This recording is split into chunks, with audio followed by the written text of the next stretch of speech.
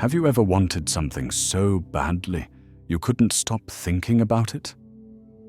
Maybe it's a dream, a goal, a future you believe will finally make you feel complete. We often tell ourselves, once I reach that, then I'll be happy. But what if chasing the end is what's keeping us from ever truly arriving? In today's story, you'll meet a boy who went on a journey to find wisdom.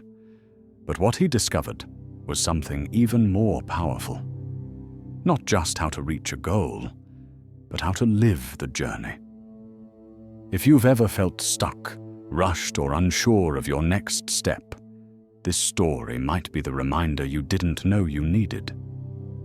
Watch until the end, because the lesson hidden in this story could change how you see every step you take.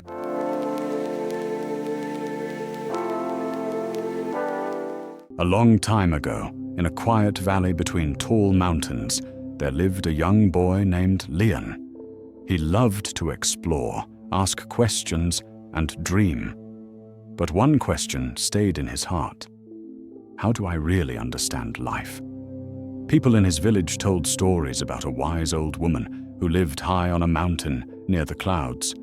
They said she was a hermit who knew all the old wisdom. So one morning, before the sun rose, Leon packed a small bag and left home. He walked for 2 days, climbing through forests and over rocky paths. Finally, he reached a quiet wooden gate covered in vines. Behind it was a small temple resting between cliffs and clouds. There, by a pot of hot tea, sat the woman. She was old, with kind eyes and a face full of deep lines, like a map made from years of quiet. Leon bowed. His heart beat fast. "Master," he asked, "how do I find real wisdom?" The woman smiled and replied softly, 10 years.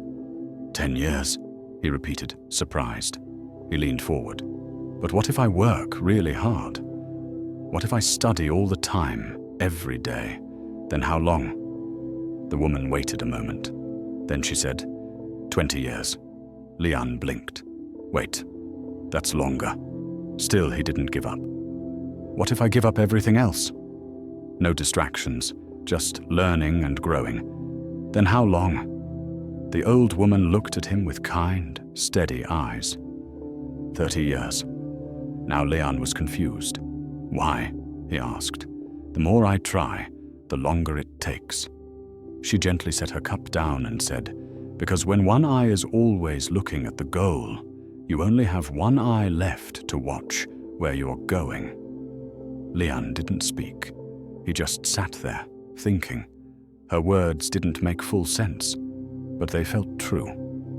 That night, after helping around the temple and cleaning the steps, he sat under the stars, and the old woman spoke again in a calm and gentle voice. "Let me tell you something," she said.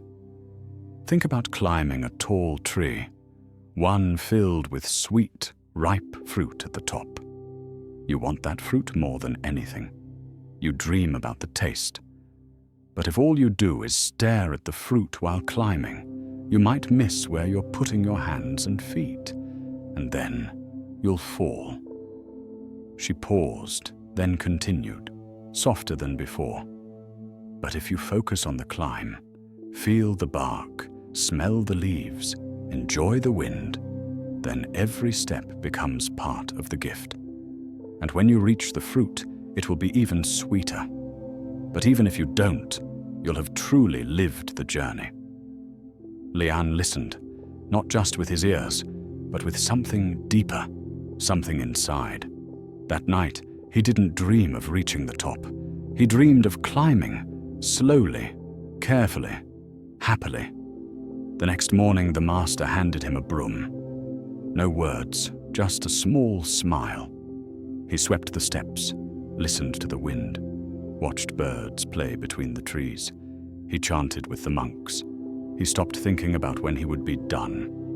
Days passed, then weeks. He started hearing things he never noticed. The sound of snow melting, the space between the temple bells, the quiet of his own thoughts. And one evening, he stood beside a tree, just like the one in her story. He looked up, then smiled. He hadn't reached the top, but he wasn't in a rush anymore. He was happy right where he was. He closed his eyes and felt the wind on his skin. And in that moment, he understood. These days, everyone wants to rush. We're always chasing something, a prize, a goal, a finish line.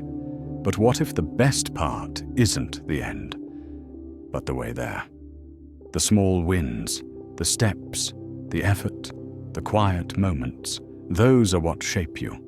Those are what last.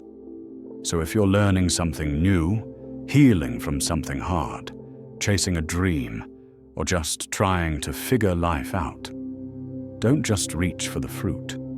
Learn to love the climb, because the climb is where we grow. If this story meant something to you, please like, share, and subscribe. You never know. Maybe someone else needs to hear this today, just like you did. Thank you for watching.